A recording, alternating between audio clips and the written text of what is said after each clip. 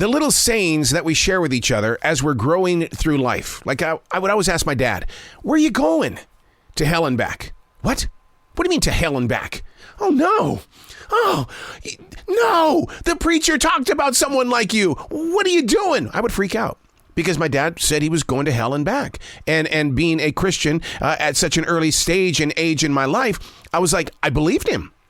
But the things that we say to each other, my entire life, I've always heard someone say, they're digging their way to China. What does that even mean? And where does it come from?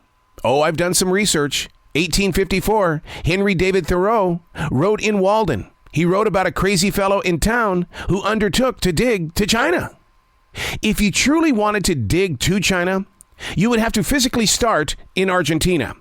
And you would need super powerful drills to get through the iron and molten alloy. The closer you get to the core of the planet, get this, the temperature is over 1,000 degrees. And we complain about 99? Science does admit that there is no way anyone will ever be able to create a drill that can withstand the heat of this giant blue marble in space.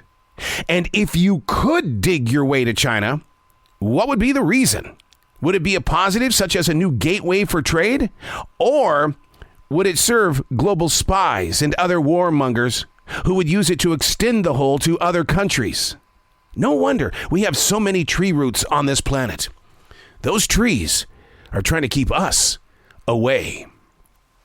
Those crazy sayings. Is it time that somebody puts a book together so that we can all sit back and giggle?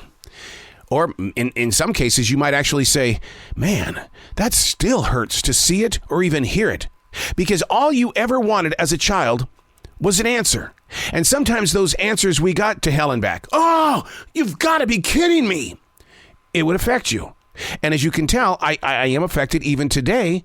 And the reason why is because at that point in my life, I was at one of those churches that really brought the word, and they guilt tripped your butt to make sure that you came back the next week. So when my dad said he was going to hell and back, How about those sayings when your parents would say, clean your plate, or I'm going to have to send it to China? Did you ever hear that one? And I was going, well, wait a second. Do they send their food over here if they don't clean their plate? We just believed everything. And I think that's where we are right now in this social media world. If we see it on the smartphone or on the computer, we're believing it. And you have to step back sometimes and go, is that really true? I mean, this thing called X, formerly Twitter, I can't even go there anymore because I don't believe any of it. No, let me put it this way. I'm horrified to believe any of it. Because I know that if I bring it up in a conversation, I'm going to be instantly corrected. And that's going to make me look bad.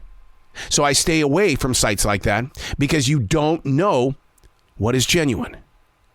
So I invite you to do the same. Don't just settle for one point of direction. Sometimes you've got to step back and you've got to dig a hole to China.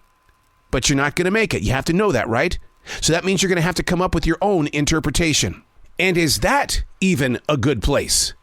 Because what we're doing to each other right now with the words that we're using is that we're trying to sway this generation into doing something with themselves instead of sitting around wondering, worrying, and putting themselves in a place of, I'm just numb. I'm out of here.